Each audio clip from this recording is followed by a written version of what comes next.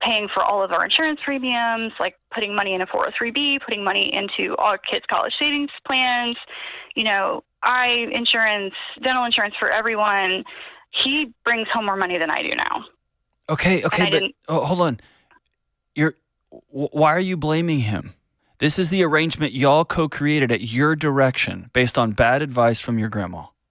You're blaming him that he makes a bunch of money and you didn't know about it? All right, guys. This caller thought they could justify their situation, but Dave Ramsey hears one small detail and instantly calls it out. The story falls apart. Dave goes full no-nonsense mode. The pressure builds, the truth hits hard, and this call spirals up into a complete financial meltdown you will not believe. Subscribe now to Debt Disaster Daily for more financial chaos. Let's jump in.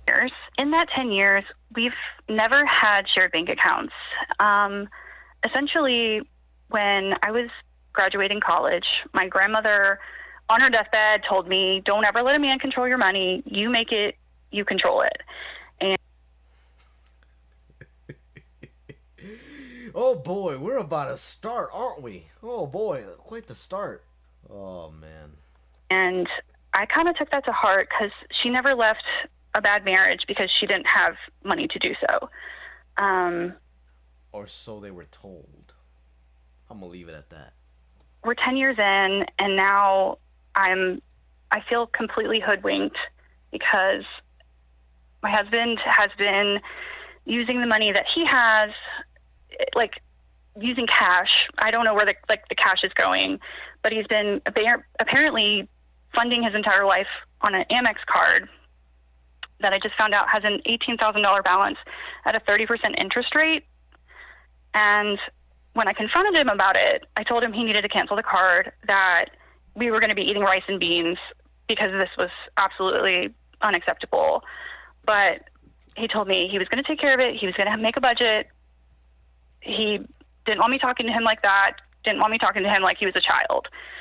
So yeah, I mean, you suddenly decided you wanted to interfere in his money. Yeah. After 10 years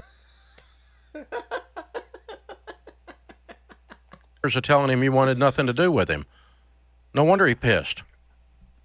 Well, I mean, I'm over here like... Well, I know, but you lost all the right to vote on his money when you said, I'm not going to vote on your money.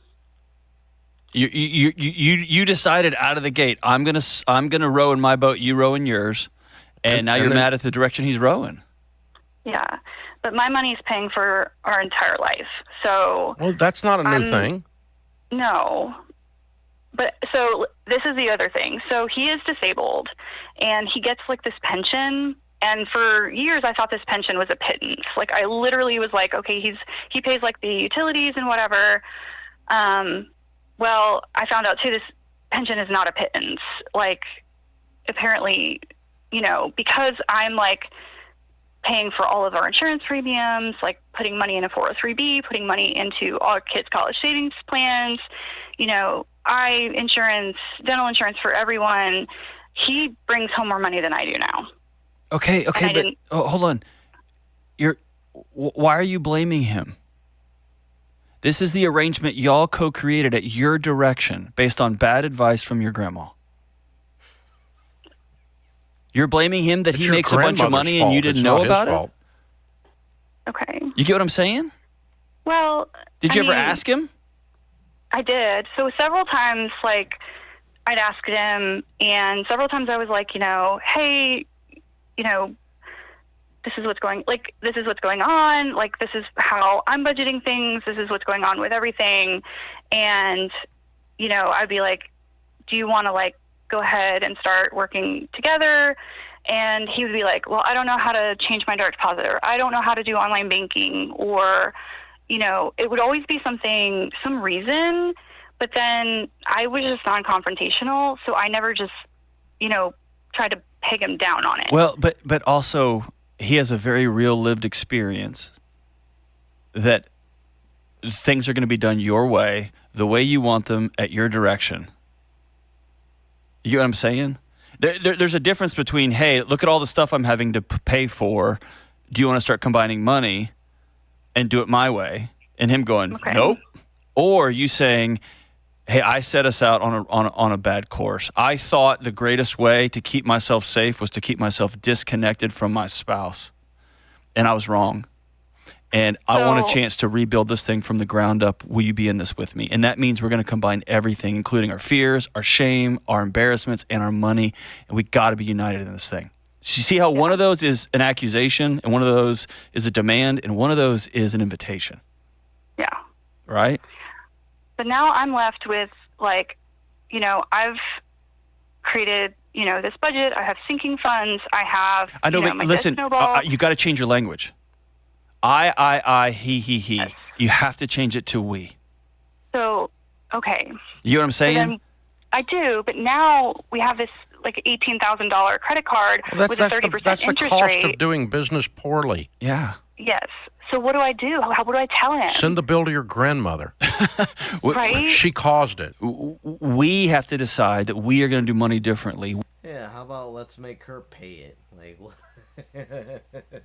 she's the one who screwed her own granddaughter, after all, with that stupid ass view. But we're going to be connected, and we are both going to get this debt paid off, and we're going to decide how we spend money. And I'm going to stop lecturing you and being mad at you, and also I'm going to tell you, he didn't do anything wrong, by the way. He's just doing what y'all arranged together. He did nothing wrong in this thing.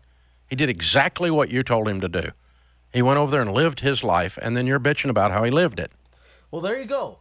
Well said. Well freaking said by Dave Ramsey himself. Like, it's like, she sounds like, oh my God, dude. I can only imagine the whole ideology being passed down to her. Oh God. Ugh. You can't, you don't get it both ways. Yeah. You got to come back together. Yeah. So the two of you sit down, start fresh, and go, okay, I want to do over. The two of us are going to become one, like the preacher says, and now you are one. And we're going to put all of our money in the middle of the table, and I'm not going to gripe at you about the $18,000. We're going to cut up the Amex card, and together we're going to decide what we are going to spend on fun, what we are going to spend on life, what we are going to put in the kids' 529, how we are going to pay the insurance bills, and we together are putting all of our money, and he gets a vote, and you get a vote on how this budget looks. And if he says no, I'm not going to fix my direct deposit, then y'all have a much bigger issue in your marriage than just doing money separately. You get what I'm saying? I guess I do, because I guess it feels kind of like dishonest that he's let me believe for 10 years that he's got this, like, pittance of an income. I don't think so. Maybe. You are working really hard to make him a bad guy in this, and I want you to reframe that, because it's your fault. I mean, that'll be good for your marriage.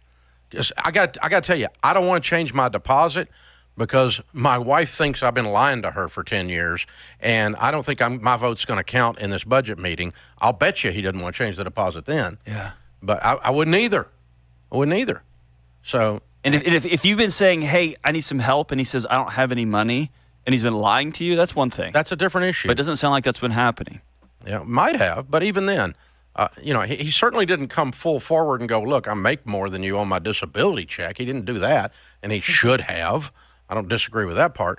But I think you guys get the opportunity to start over. But the only way this guy's going to join in with you is if he doesn't have to acquiesce and lose all power because you shame him into it. And that is complete facts. I guess I'll just end it right here. Moral of the story: take accountability, especially during finances, because things like these, issues like these, you never know. They might just happen out of the blue. And you might realize, oh my God, this guy's a terrible human being for lying, for quote unquote lying to me about this. So it amazes me how some people just won't take accountability and just like to point fingers at the other person. And I mean, yeah, like Dave Ramsey said, like, where did he mess up, really? Like, where did he mess up, really, financially? Sounds like she truly was bitching, if anything. But yeah, that's it for Debt Disaster Daily today, guys. Thank you guys for watching. Comment down below, share your thoughts, all that jazz. We'll see you in the next one.